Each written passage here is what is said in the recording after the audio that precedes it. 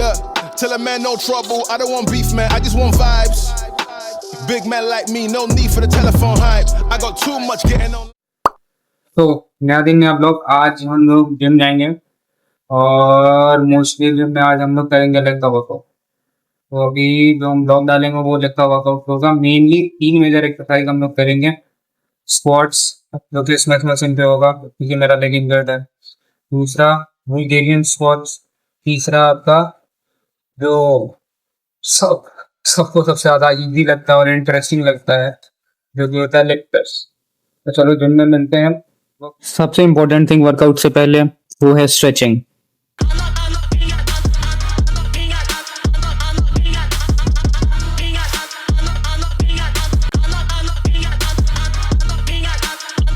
देखो स्ट्रेचिंग में 2-3 मेजर आप लोग को प्लस पॉइंट्स है। सबसे पहला इंजरी फ्री।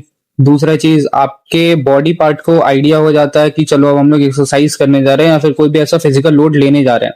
अचानक से तुम वेट पुल करना स्टार्ट करोगे तो वो चीज मसल के लिए भी और खुद के लिए भी बहुत ज्यादा ऑल ऑफ अ सडन हो जाता है विदाउट उसको प्रिपेयर किए हुए, तो इंजरी का चांसेस सबसे ज्यादा बढ़ जाता है वहां पर। इसलिए स्ट्रेचिंग सबसे ज्यादा जरूरी है वर्कआउट से पहले भी और वर्कआउट के बाद भी, ताकि वर्कआउट के बाद मसल रिलैक्स होता है, रिकवरी जल्दी होता है उस चीज से।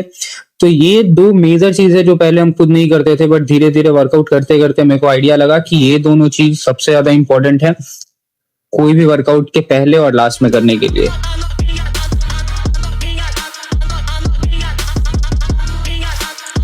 तो हमारा पहला वर्कआउट है स्क्वाट्स का, फ्री वेट स्क्वाट्स। कोई भी वर्कआउट करने से पहले वार्म अप सेट के लिए एक बारी तुम फ्री वेट स्क्वाट्स या फिर जो भी एक्सरसाइज करो उसके लिए फ्री वेट मारो। उससे क्या होता है, एक बारी तुम्हारा स्टांस क्लियर होता है, किस स्टांस में जाना है, पोस्चर तुमको मेंटेन करने का एक आइडिया मिल जाता है कि हाँ चलो इस पोस्चर में करना है।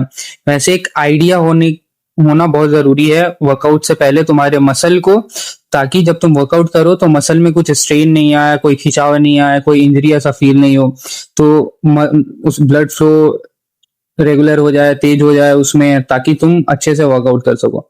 तो हम लोग यूजुअली हर एक्सरसाइज का 2 वार्म अप सेट लेते हैं। पहला वार्म अप सेट हम लोग का था 10 का। देखो ये है तौफीक।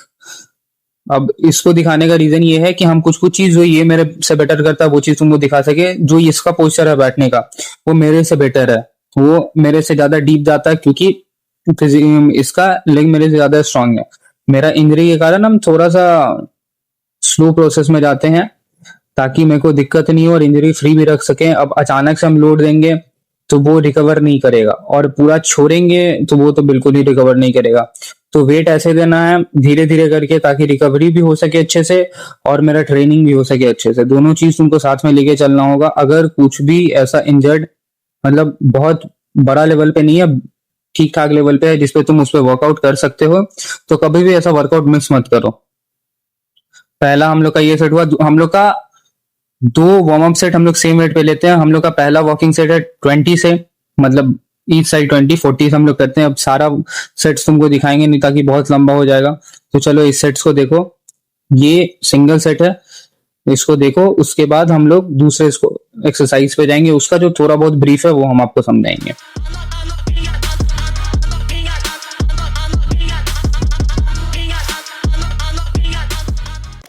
अब देखो इसका जो पोस्चर है बैठने का वो धीरे बैठ रहा है, मतलब proper in a controlled way में धीरे बैठना, in the sense controlled way में बैठ रहा है और कंट्रोल्ड वे में ऊपर आ रहा है। ऐसा जर्क करके अचानक से नीचे नहीं बैठना है।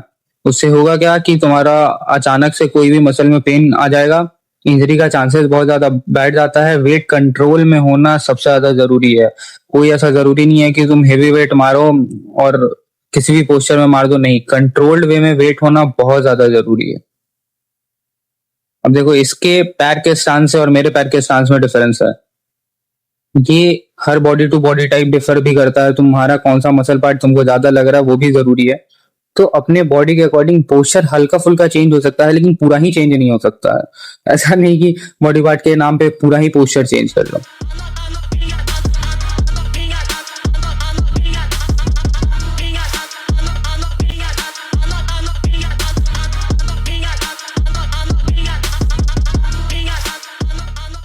आवाज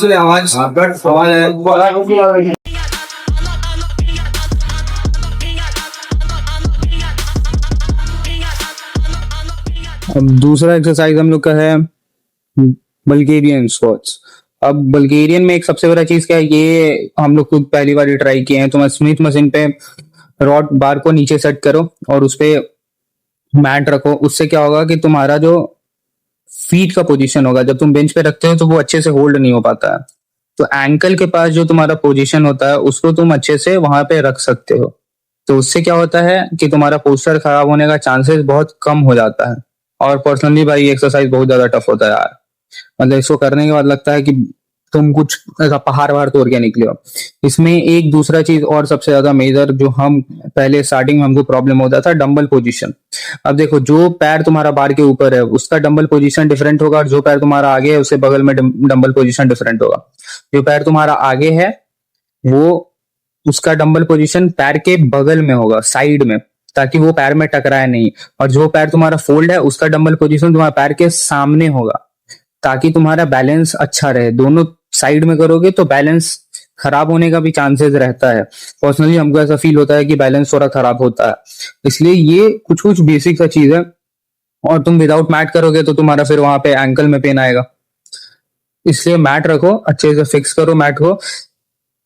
और हर लेग एक्सरसाइज में, अगर हर में नहीं तो हर एक सेशन छोड़ के दूसरे सेशन में भाई इस चीज को तो ऐड करो ही करो भाई।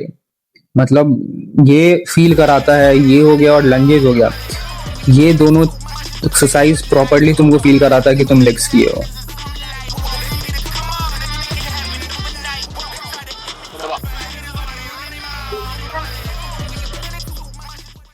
में ये किसका दिक्कत क्या है, तुम लोग फोकस करना कि ये जब अपना वेट ट्रैक होल्ड करता है ना, तो वहां पे ये क्या करता है कि अपना फेस का पोजीशन चेंज करता है, जो कि कभी भी नहीं करना चाहिए भाई। क्योंकि तुम्हारे पास वेट रहता है ऊपर में, तुम वो चांस लोगे, गलती से भी स्लिप हुआ कुछ भी हुआ तो लग जाएगा वहीं पे, तुम्हारा कोई भी नहीं बचा पाएगा। जो हिसाब से वेट रहता है तुमको प्रॉपरली आके पुश करना पड़ेगा उस वेट को उठाने के लिए।